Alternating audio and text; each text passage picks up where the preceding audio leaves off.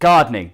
It's one of the biggest pastimes for people during this lockdown period. I don't know if you've been out in your garden doing some stuff, or whether you've had some window boxes that you've been planting seeds in and watching things grow. I've seen various social media posts of people proudly posting their photos of things that they've grown or not grown. Various levels of success on that one. But it's been a massive pastime for people during lockdown. Maybe it has been for you. Me and Joe, my wife, have been out in that garden every single day since mid-March, doing something, either shoveling or weeding or planting. As part of that, we also have been doing some sunflower seeds on the windowsills with our kids. Someone from church very kindly gave us some sunflower seeds a while back.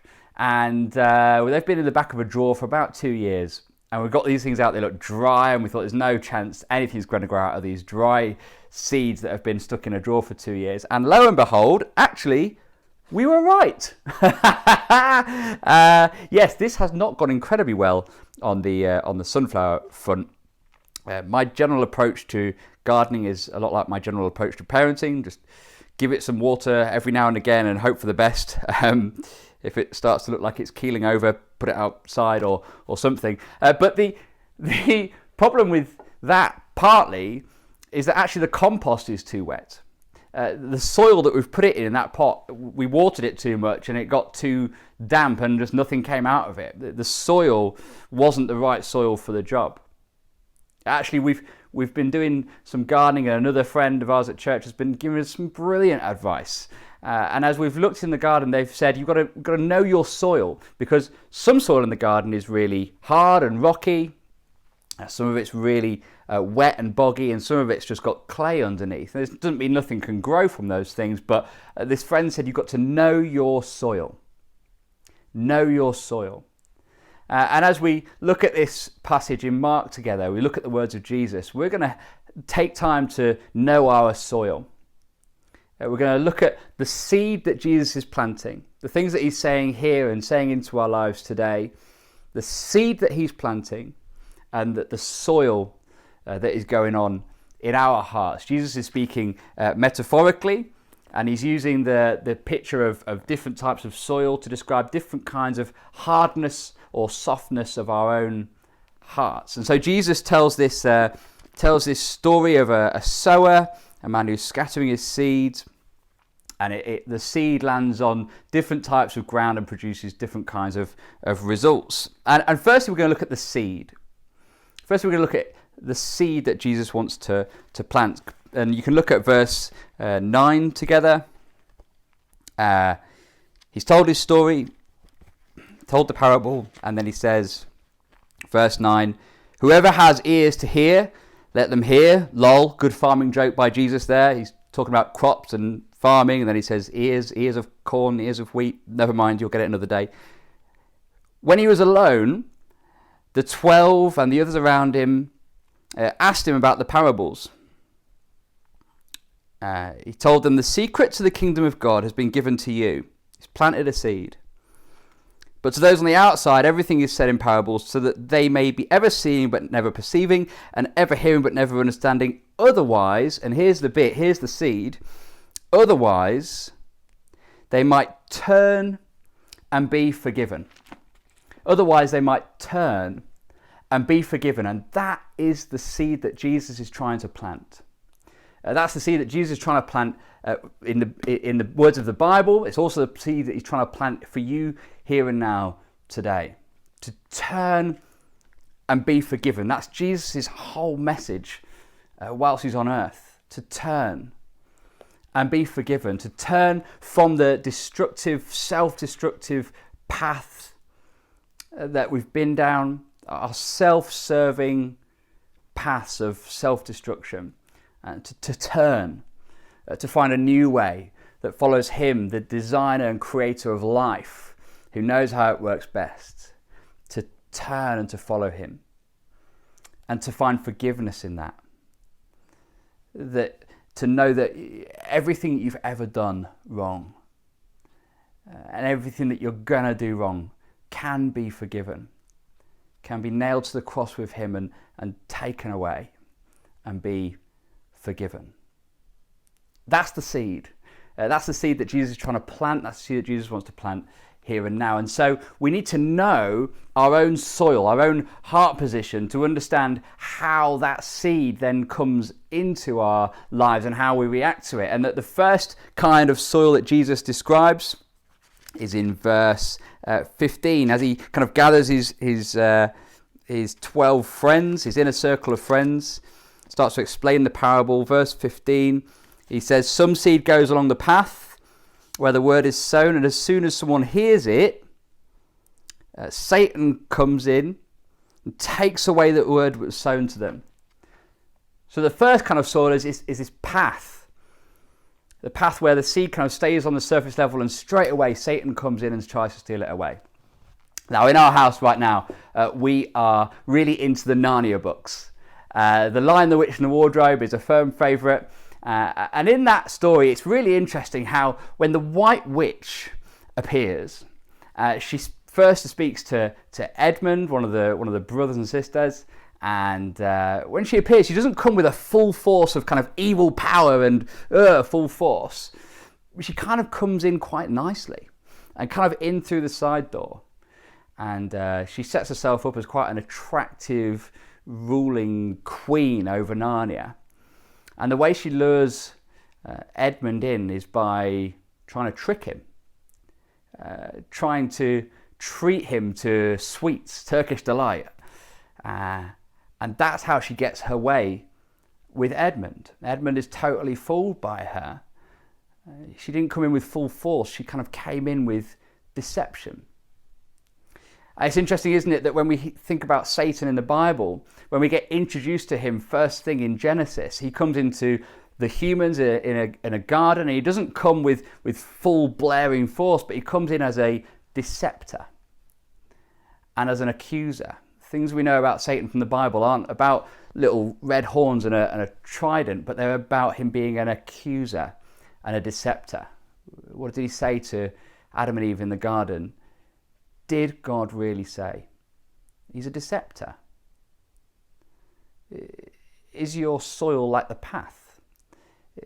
You'll know this if you have that deceptive voice saying, did God really say that you could turn? Did God really say that you could be forgiven? He's an accuser. You're too far down the wrong path to ever turn back. Forget about it. He's an accuser. You've done things that can't be forgiven. If you hear those voices, you've got to know that you're in danger of being like the soil that's like the path, where Satan can swoop in and steal away this seed that Jesus wants to sow for you. The second kind of soil is a rocky kind of soil. And this is in verse 16. Jesus says, others, like the seed thrown on rocky places, they hear the word and at once they receive it with joy. Hooray! Turn and be forgiven. Sounds good. But since they've got no root, it only lasts a short time. When trouble or persecution comes because of the word, they fall away quickly. Kids, I don't know if you enjoyed the story Pilgrim's Progress.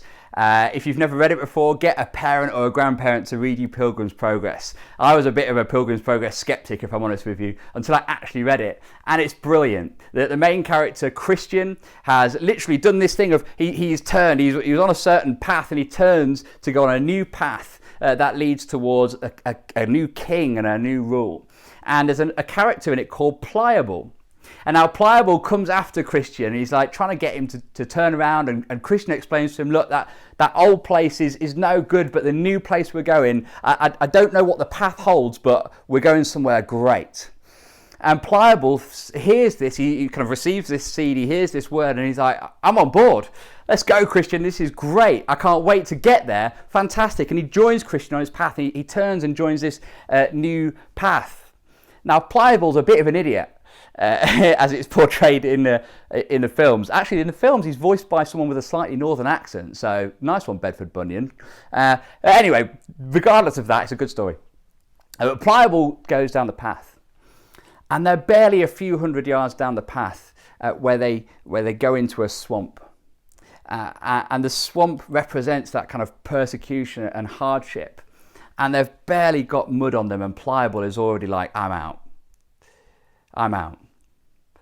I wonder if you can never relate to pliable, where the whole Christian message sounds great to you. What the seed that Jesus wants to plant in your life of turn and be forgiven, that sounds great, and you receive that with great joy, but actually there's no root there.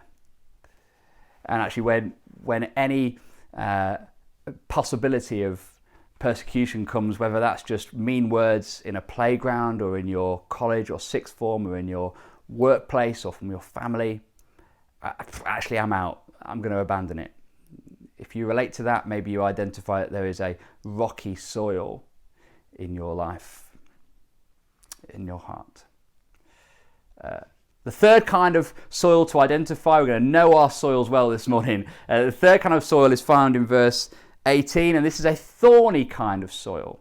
A thorny kind of soil. Verse 18, still others, like seed sown among the thorns, hear the word, great, but the worries of this life and the deceitfulness of wealth and the desires for other things come in and they choke the word, making it unfruitful. Worries and wealth. Maybe those are two things that mar your thinking. Certainly through this coronavirus period, worries about wealth, maybe even other things that come in and distract you. Maybe there are other distractions. Maybe there's other priorities. Maybe you're someone who spends a load of time scrolling through social media whilst trying to take in a sermon or a talk. Maybe if you're anything like me, you had full intentions to read a ton of stuff and get through some books during lockdown. Hooray, I've got some time to get through books, but actually things have come up and prioritised themselves, which, thinking back, probably weren't priorities. Things come up and choke out worries about wealth and a desire for wealth over the word. Come in and choke any possibility of that seed growing. The fourth kind of soil is actually a good soil. Verse 20, others, like the seed sown on good soil, they hear the word, they accept it, and it produces a crop. Some 30, some 60, some 100 times what was sown. Someone will go on a new direction. And you know that if you have good soil in your life, you are on a new direction. You've heard that seed. You know that you can be forgiven. And actually the fruit of that is that you are on a new direction. That you are seeing things in your life born out of the Spirit and not out of your own effort. Actually, I wasn't completely true about the sunflower seeds. We have had a little bit of crop. In fact, this confuses me a lot. How has that done nothing? And this literally has 2 in there. Is that even a thing? Do sunflower seeds do 2 at a time? I don't know. We managed it. I called Garden Rescue. We've won. But actually, because the soil is right in there, in this little white pot of glory, there is good soil. How do I know it's good soil? Because there's fruit. Because there's crop. Another way for you to know that there's good soil in your life is that, again, your crop goes. What does Jesus say at the end there? Some 30, some 60, some 100 times what was sown. He's talking about that seed being rescattered out of your life. Don't worry about the numbers. That's a red herring. He's talking about an overspill of your life into how you talk to others. One of the things we've planted in our garden is a kind of a foxglove. It's a tall sort of flowering thing. And if you know anything about foxgloves, which I did not until about 2 weeks ago, but here I am as some sort of foxglove expert. Foxgloves are like experts in themselves of self-seeding. Is that a thing? Someone will correct me, but they self-seed and they're really, really good at it. So when all the flowers fall off and the seeds fall off, they're really good at multiplying. So we've got like 2 foxgloves in the garden right now. Apparently, within like a year or so, we might have a dozen foxgloves. They're really good at sharing their seed. I wonder if you have good soil, a good heart, who accepted the seed. What are you like the foxgloves of the evangelism world. I once heard someone talk on this passage, and they said if you want to see more fruit as you share your faith with other people, if you want to see more fruit, you've got to scatter more seeds. And maybe that's a sign that we have good soil in our lives. So 5 kinds of soil. We're going to know our soil this morning. There's the path, there's rocky ground, there's the thorns, and there's the good soil. And I wonder if you've identified with any of those kinds of soil today. But here's a question that might be on your mind. This has been on my mind just in the last few days as I've been thinking about talking to you today is how do you change your soil? Like if you identified with the path or the rocky ground or the thorns, how do you actually change your kind of soil? Because we all want to end up with good soil, right? And so just a brief word on change and then a brief word on invitation. Change and invitation. I think there are ways that you can change your soil. I think there are things that you can do to do the gardening in your life, as it were. Let's take the first kind of, for example, the path, where the birds come in. How do you get rid of birds if you're doing your gardening or your farming? You put up scarecrows. Maybe you need some scarecrows in your life. Maybe you need to text a friend to look out for you. Maybe you need to text a friend and say, call them a scarecrow. They may not take too kindly to that, especially if they've got a lockdown haircut thing going on. But mate, will you be my scarecrow? Will you look out for me? When those voices come up in my life, in my head, when I start being deceived and accused, would you look out for me? Would you be a scarecrow? Would you help me do the gardening here? Maybe if you identify with the thorns and weeds, what do you do to get rid of thorns and weeds? You've got to do a bit of work. You've got to do a bit of gardening in your life. You maybe need to get into your Bible a bit. Maybe you need to devote some proper time to prayer. Let's not forget that Jesus, like he was the ultimate physician, really is the ultimate gardener as well. In fact, he was mistaken for being the gardener when he was seen at the empty tomb. That should be ringing all sorts of alarm bells. He's the ultimate perfect gardener who will do the work of churning the soil in your heart for good. Maybe there's some work that needs to be done to get rid of some weeds and thorns. The hard soil.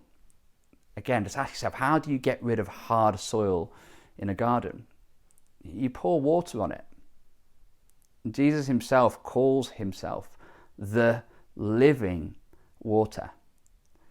Maybe you need to invite Jesus in as that living water, as that breath of spirit life, and say, Jesus, I can't change this myself.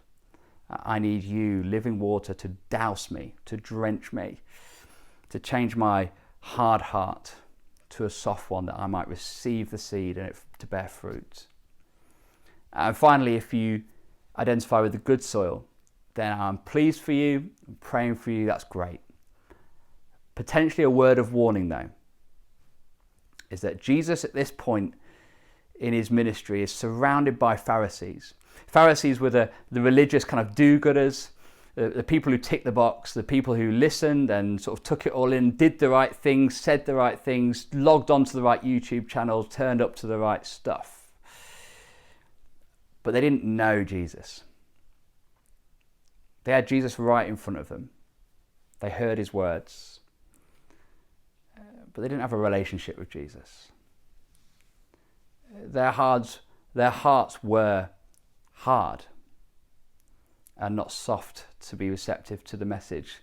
Turn and be forgiven. If you identify any of that Pharisee kind of behavior, you can turn from that, have a new path and be forgiven. So that's how potentially we can change. And then a word on invitation. Because what Jesus does, with surrounded by masses of people, surrounded by Pharisees and people who have come out to hear him speak, is that actually he throws out the parable. Do you notice the first half of the section we've read together this morning? He throws out the parable with kind of no explanation, and then he retreats to a kind of an inner circle of the 12, of his closest friends. And that's who he explains it to. And as he explains it, they get it. And as we kind of have it explained to us here and now, we kind of start to get it, don't we? And so I think there's an invitation for you and for me to not be just one that hears and does not understand, as he said in verse 9, but to be invited into the inner circle of friends, to know him, to walk with him, to follow him, to be forgiven by him, to know him directly. And so, would you take up that invitation if you haven't already?